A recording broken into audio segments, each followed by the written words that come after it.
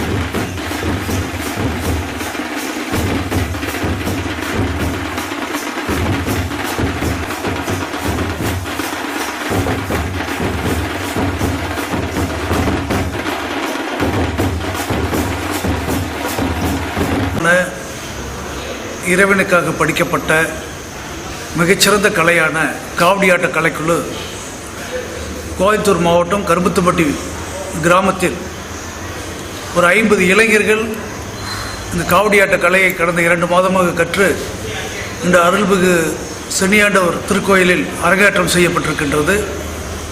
மிகச்சிறந்த முறையில் அரங்கேற்றம் மகிழ்ச்சியாகவும் பெருமைக்குரிய வகையில் நடந்து முடிந்திருக்கின்றது. இந்த கலை தேய்ந்து வருகின்றது, மறைந்து வருகின்றது. கிராமப்புறங்களில் இருக்கின்ற இளைஞர்கள் இந்த கலையின் மூலமாக நல்ல இறைபக்தியும் ஒழுக்கமான சிந்தனையும் உடல் வலிமையும் எண்ணம் தூய்மையும் அடைவதற்கு இது போன்ற பாரம்பரிய கலைகள் முக்கியமாக இருந்து வந்தது ஒரு காலத்தில். இன்று அது மறைந்து கொண்டிருப்பது வேதனை அடைகின்ற நிகழ்வில் சங்கமம் கலைக்குழுவின் சார்பாக இது போன்ற கிராம கலைகளை எல்லாம் புதுப்பிக்கின்ற வகையில், புத்துணர்ச்சி கொடுக்கின்ற வகையில் இளைஞர்களை ஒன்று சேர்த்து மிகச்சிறந்த முறையில் நடத்தி கொண்டிருக்கின்றார்கள். நல்ல சமுதாயத்தை படைப்பதற்கு நல்ல இளைஞர்கள் தேவை. அந்த நல்ல இளைஞர்கள் நல்வழிப்படுத்துவதற்கு மிகச்சிறந்த கலைகள், அது பக்தியோடு இருக்கின்ற கலைகள் தேவை. அந்த வகையில் இந்த காவடி ஆட்டம் இன்றைக்கு கற்றுக்கொண்டிருக்கின்ற 50 பேரும் சுமார் 5000 பேர்களுக்கு கற்றுக் கொடுக்கக்கூடிய தகுதியும் திறமையும் எண்ணமும் கொண்டவர்கள். இவர்கள் மூலமாக இந்த சமுதாயம், இந்த பகுதியினுடைய இளைஞர்கள் நல்வழியோடு நல்ல கலைகளை பற்றி இந்த அழிந்து போகிற கலைகளுக்கு புத்துணர்ச்சி தருவார்கள் என்று இந்த நிகழ்ச்சியின் மூலமாக உறுதியாக நம்புகின்றோம். இந்த கலை கற்றுக்கிறது மூலிமா அவங்க உடல் ரீதியாக மன ரீதியாக எப்படி பலம் அடைகிறாங்க? உடல் ரீதியான வலிமையும், கலையை நேசிக்கின்ற போது சிந்தனையில் தூய்மையும் நல்ல எண்ணமும் இதில் உறுதியாக மனதில் புகுந்தும், அதோடு ஒரு பக்தியும் தூய சிந்தனையும் வருவதால் நல்ல இளைஞர்கள் வருவதற்கும் நல்ல இளைஞர்கள் வழிநடத்துவதற்கும் மிகச்சிறந்த ஒரு ஆயுதமாக இந்த கலை திகழும் என்பது உறுதியான எண்ணம்.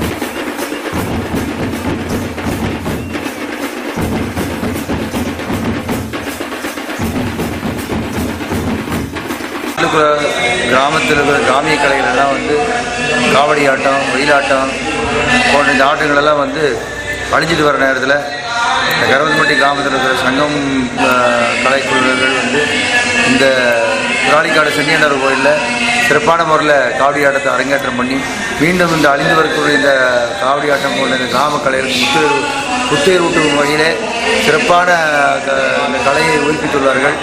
இவர்கள் மூலமாக பழைய நினைவுகளும் இப்போ இன்றைய குழந்தைகளும் இளைஞர் சமுதாயங்களும் இதை கற்று இது மேலும் இந்த கலை வளர சிறப்பாக செய்துள்ளார்கள். இது மிகவும் வரவேற்கத்தக்க ஒரு சிறப்பாகும். இந்த நம்ம கிராமிய பழைய கலைகளை வளர்ப்பதனால் அவர்களுடைய நல்ல ஒழுக்கமும் தேசப்பற்றும் நிறைந்து மீண்டும் ஒரு இந்த கலைகளுக்கு ஒரு உயிர் தந்துள்ளார்கள். இவர்கள் மென்மேலும் வளர வேண்டும் என்று நான் இவர்களை வாழ்த்துகிறேன். ஓகே.